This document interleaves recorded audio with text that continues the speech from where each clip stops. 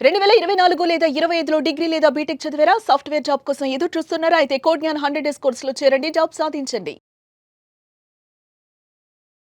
నమస్కారం మేడం. నమస్తే సిరి. మనం చాలామంది స్పిరిచువల్లోకి వెళ్ళాలి అని అనుకుంటారు. కానీ నేను వెళ్ళినా నాకు అంత కనెక్టివిటీ మిస్ అవుతుంది ఎక్కడో, నేను అనుకున్నది రావట్లేదు అని అనుకుంటూ ఉంటారు. అలా ఎవరైనా కూడా స్పిరిచువల్గా కావచ్చు, లేదంటే యూనివర్స్కి నేను కనెక్ట్ అవ్వాలి అనుకునే ప్రాసెస్లో ఏమైనా మంత్రాస్ లేదంటే మెడిటేషన్ చేయాలి అంటే ఏ విధంగా ముందుకెళ్ళొచ్చు అంటారు మేడం? సిరి, అసలు ఫస్ట్ మనం మెడిటేషన్ చేయాలి అని అనుకున్నప్పుడు వీఆర్ అనేబుల్ టు సిట్.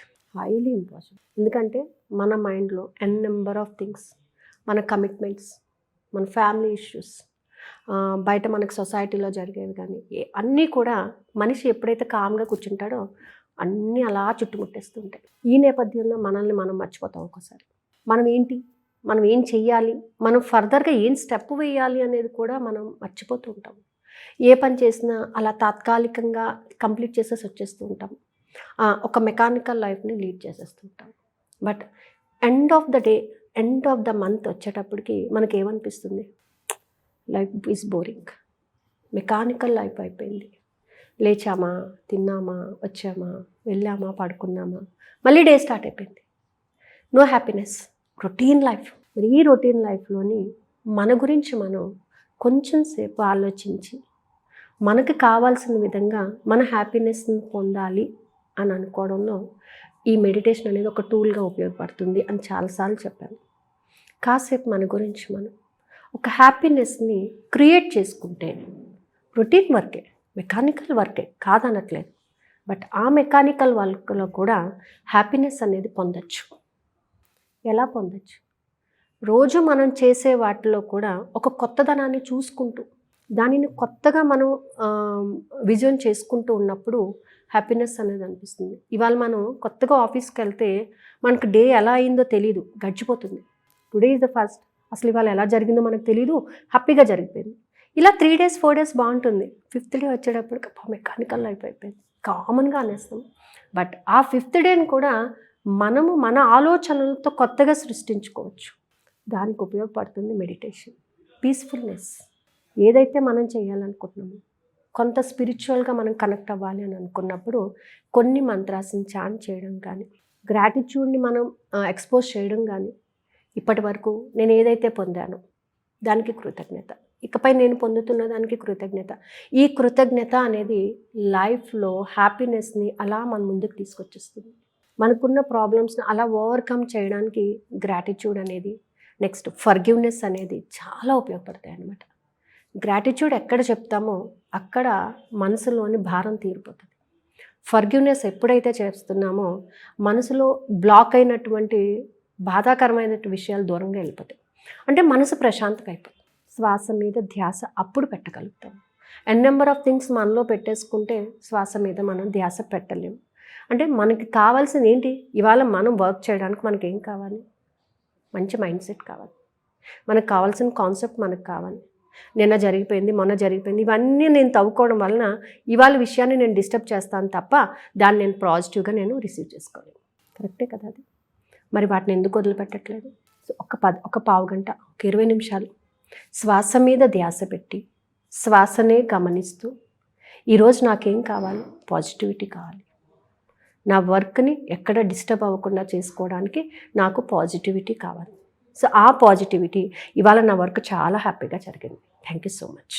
అలాగే కొంత టైంలోని కొన్ని మంత్రాస్ మనకి పాజిటివిటీని ఇస్తూ ఉంటాయి.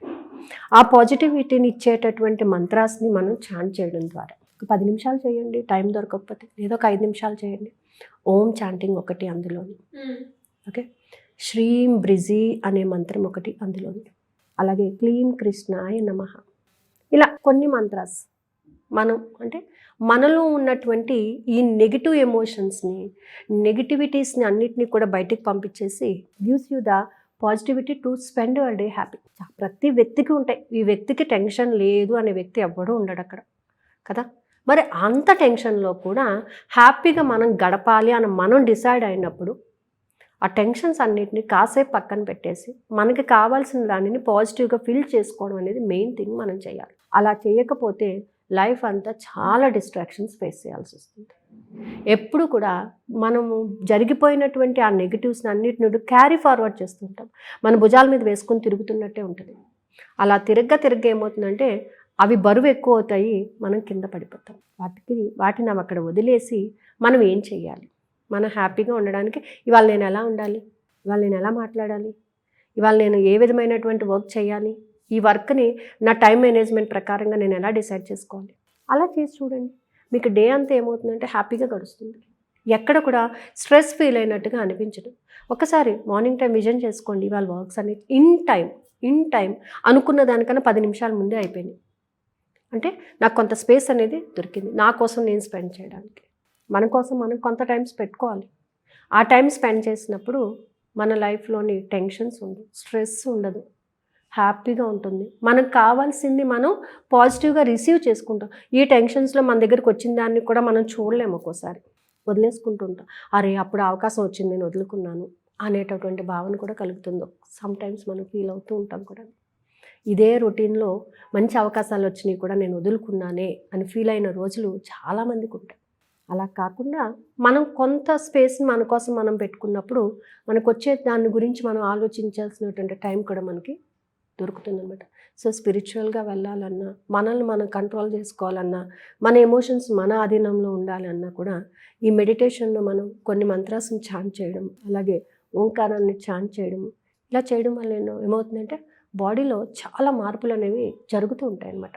సో ఈ మార్పుల వలన మనం అనుకున్నది మనం రీచ్ అవ్వడానికి అవకాశాలు కూడా దొరుకుతూ ఉంటాయండి. ఎలా మేడం, ఇంకా దీనికి సంబంధించి ఎలాంటి మీ దగ్గర అపాయింట్మెంట్ తీసుకోవాలి అన్నా, లేదంటే మీరు కండక్ట్ చేస్తున్న క్లాసెస్లో ఇన్వాల్వ్ అవ్వాలి అనుకునే వాళ్ళు ఎవరైనా కూడా ఏ రకంగా మిమ్మల్ని కాంటాక్ట్ అయ్యే అవకాశం ఉందంటారు? యాక్చువల్గా మనం పెట్టింది, మనం 16th నుంచి ఒక క్లాస్ ఒకటి కండక్ట్ చేద్దామని అనుకున్నాము.